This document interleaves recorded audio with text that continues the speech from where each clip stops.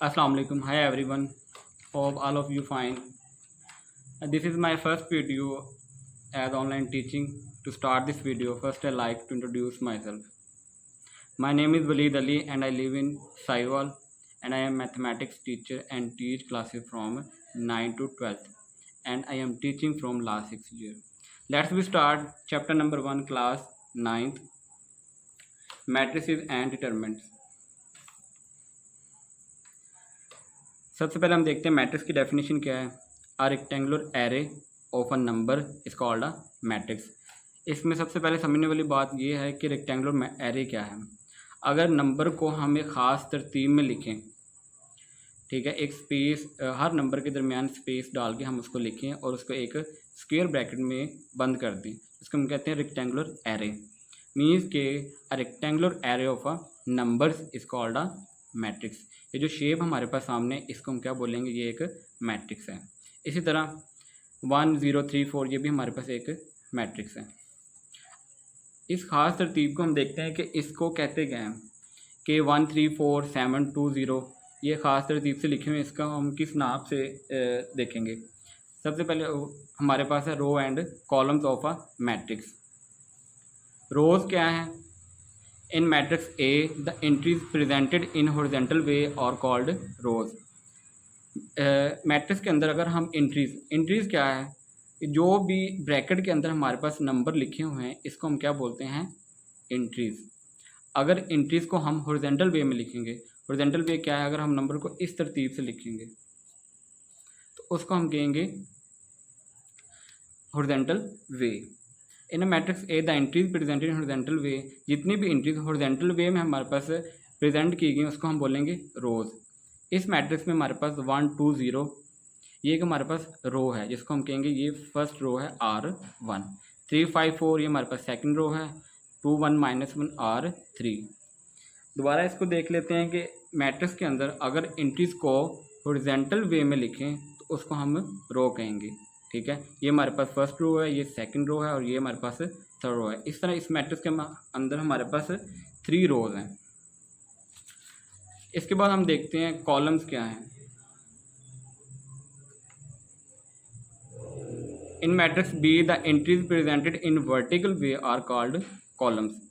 अगर मैट्रिक्स के अंदर अगर हम नंबर्स को ऊपर से नीचे की तरफ देखें तो उसको कहते हैं हम वर्टिकल वे। तो इसके अंदर हमारे पास 2 0 3 ये एक कॉलम है। 2 0 3 ये C1 कॉलम है। 3 1 2 हमारे पास C2 कॉलम है। 5 4 9 हमारे पास C3 कॉलम है। तो इस मैट्रिक्स के अंदर हमारे पास कितने कॉलम्स हैं?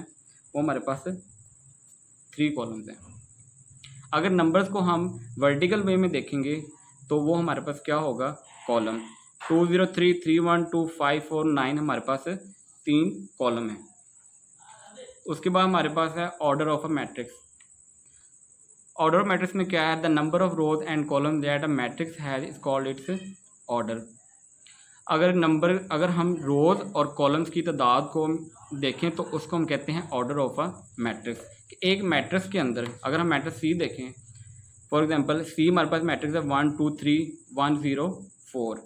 इस मैट्रिक्स में हमारे पास कितनी रोज हैं? R1 R2 2 रोज हैं और 1 2 3 कॉलम्स हैं। इस मैट्रिक्स में हमारे पास 2 रोज हैं और 3 कॉलम हैं। तो अगर हम इसको दोनों को मिलाकर लिखें तो वो उसका ऑर्डर बनेगा। पहले हम रोज को लिखते हैं फिर कॉलम्स को।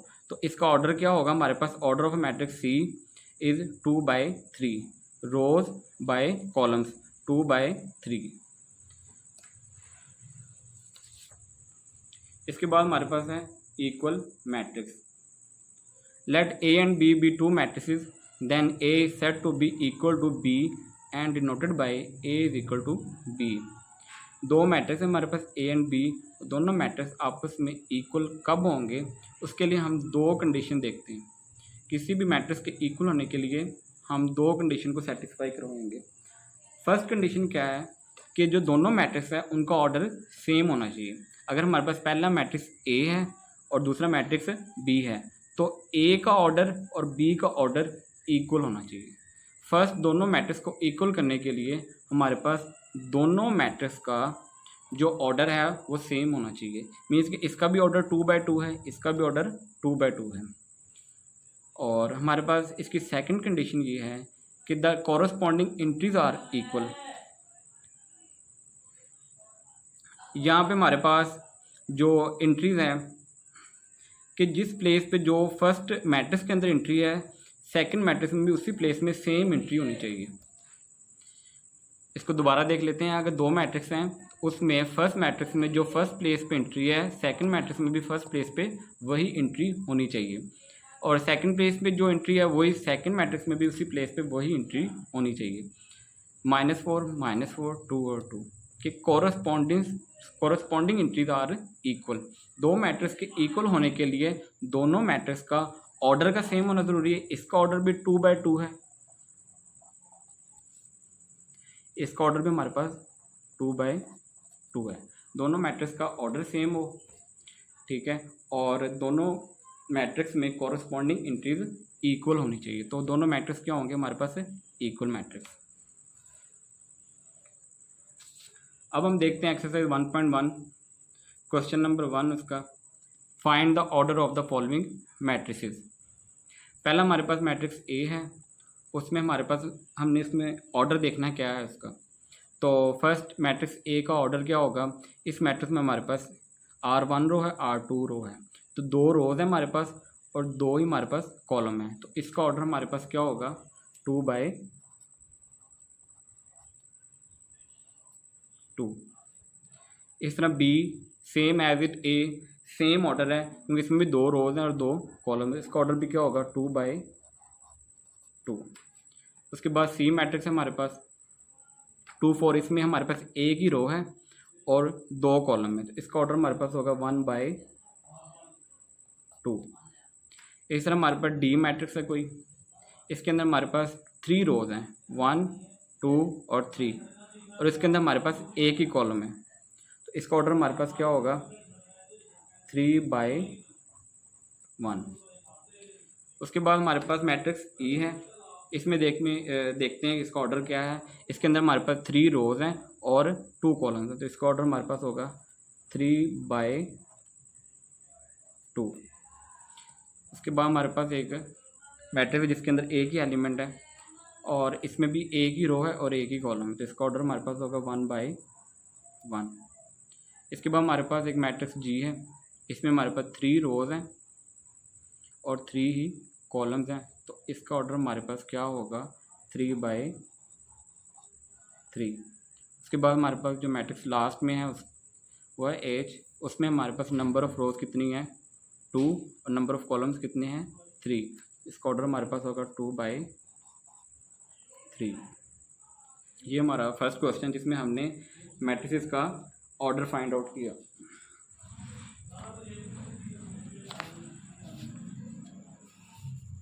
सेकंड क्वेश्चन है हमारे पास, इसमें हमने देखना है कौन सा मैट्रिक्स किस मैट्रिक्स के इक्वल है। अगर हम मैट्रिक्स ए देखें तो उसके अंदर हमारे पास एक ही एलिमेंट 3 है, तो इसके कॉरस्पॉन्डिंग जो इक्वल मैट्रिक्स होगा उसमें भी देखते हैं कि उसका ऑर्डर भी सेम हो और उसकी कॉरस्पॉन्डिंग एंट्रीज भी सेम हो। अगर हम मैट्रिक्स सी देखें तो उसके अंदर एक ही एलिमेंट है 5 - 2 एक एलिमेंट कंसीडर होगा क्योंकि इनके दरमियान स्पेस नहीं है, तो ये हमारे पास 5 - 2 = 3। ये हमारे पास जो मैट्रिक्स बनेगा वो इस तरह बनेगा 3। तो ए मैट्रिक्स की जो एंट्रीज कॉरस्पॉन्डिंग सेम है और इसका ऑर्डर भी 1/1 सेम है, तो ए = सी, तो ए मैट्रिक्स सी मैट्रिक्स के इक्वल होगा। इस तरह बी मैट्रिक्स है, इसमें हमारे पास 2 एंट्रीज हैं 3 5, तो देखते हैं इसमें जो सेम मैट्रिक्स होगा वो कौन सा होगा। अगर हम आई मैट्रिक्स देखें तो आई मैट्रिक्स में हमारे पास 2 एंट्रीज हैं 3 और 3 + 2 5, ये मैट्रिक्स है। तो बी मैट्रिक्स किसके इक्वल होगा हमारे पास आई मैट्रिक्स के इक्वल। अब हम देखते हैं डी मैट्रिक्स 5 3, तो इन सब में हमारे पास 5 3 वाला मैट्रिक्स नहीं है, तो डी मैट्रिक्स किसी भी मैट्रिक्स के इक्वल नहीं है। इसके बाद देखते हैं हम ई मैट्रिक्स की एंट्रीज क्या हैं 4 6 0 2, तो अगर हम देखें इसके नीचे एच मैट्रिक्स है, इसकी भी एंट्री 4 6 0 2 है। और देख लेते हैं कोई मैट्रिक्स इसके इक्वल तो नहीं है। अगर हम जे मैट्रिक्स देखें तो इसमें भी एंट्रीज हमारे पास 4 0 6 2, तो 4 6 0 2 ये भी सेम है, तो हम कहेंगे कि E is equal to H और H is equal to J। इसके बाद हमारे पास F मैट्रिक्स है, वो हमारे पास क्या है 2 6, और ये किसके इक्वल होगा हमारे पास G मैट्रिक्स, क्योंकि इसमें भी जो है हमारे पास एलिमेंट है वो है 3 - 1 2, 3 + 3 6, 2 6। इसका मतलब है F जो है हमारे पास G के इक्वल है। और इसके बाद हम देखते हैं क्वेश्चन नंबर 3। इसमें हमारे पास एक मैट्रिक्स इक्वेशन है और हमने A B C और D की वैल्यू फाइंड आउट करनी है। Find the value of A B C and D which satisfy the matrix equation. हमारे पास एक मैट्रिक्स इक्वेशन है, ठीक है, और वो दोनों मैट्रिक्स आपस में क्या है इक्वल हैं। अगर वो दोनों मैट्रिक्स इक्वल हैं तो उसकी कॉरस्पॉन्डिंग एंट्रीज भी इक्वल होंगी। जैसे कि ये फर्स्ट एंट्री के इक्वल होगी हमारे पास A + C is equal to 0।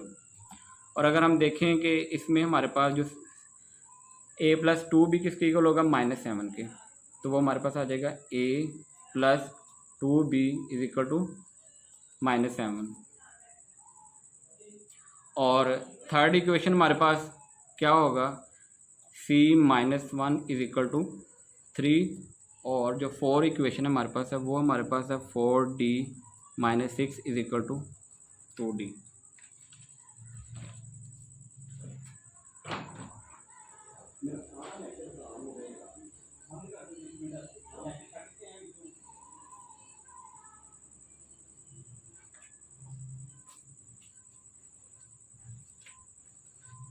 तो इस क्वेश्चन में अगर हम देखें तो हमारे पास कितनी इक्वेशन बनेगी 4। A + C is equal to 0, A + 2B is equal to -7 और C - 1 इज इक्वल टू 3, और हमारे पास है लास्ट में 4D - 6 is equal to 2D।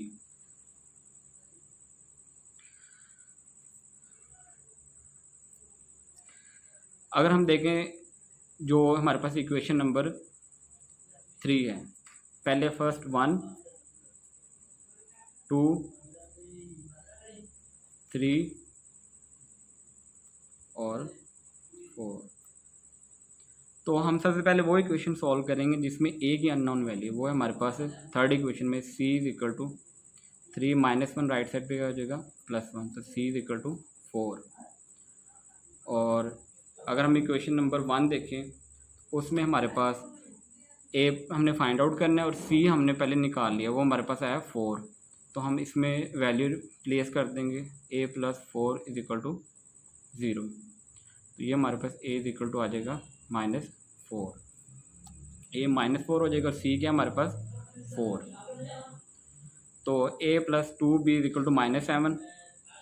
अगर हम इसमें देखें तो हमारे पास B फाइंड आउट करना है और A हमें पहले निकाल चुके हैं, तो A की वैल्यू कितनी हमारे पास -4 और 2B इज इक्वल टू -7।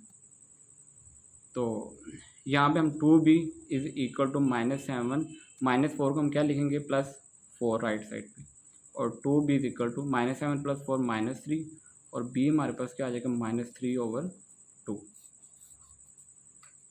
और A हमारे पास क्या है A इज इक्वल टू -4 और C हमारे पास क्या है इज इक्वल टू 4। अब लास्ट में हम निकाल लेंगे D की वैल्यू 4D, और ये +2 लेफ्ट साइड पे हम क्या लिखेंगे -2D, और -6 को राइट साइड पे +6। 4D - 2D को हम लिखेंगे 2D इज इक्वल टू 6 और D इज इक्वल टू 6/2। तो D की वैल्यू हमारे पास क्या होगी, 6 को 2 पे डिवाइड करेंगे तो हमारे पास क्या आ जाएगा 3। इस तरह हमारे पास चारों वैल्यूज़ आ जाएंगी। A is equal to -4, B is equal to -3/2, C is equal to 4 और D इज इक्वल टू हमारे पास आ जाएगा 3। Thank you.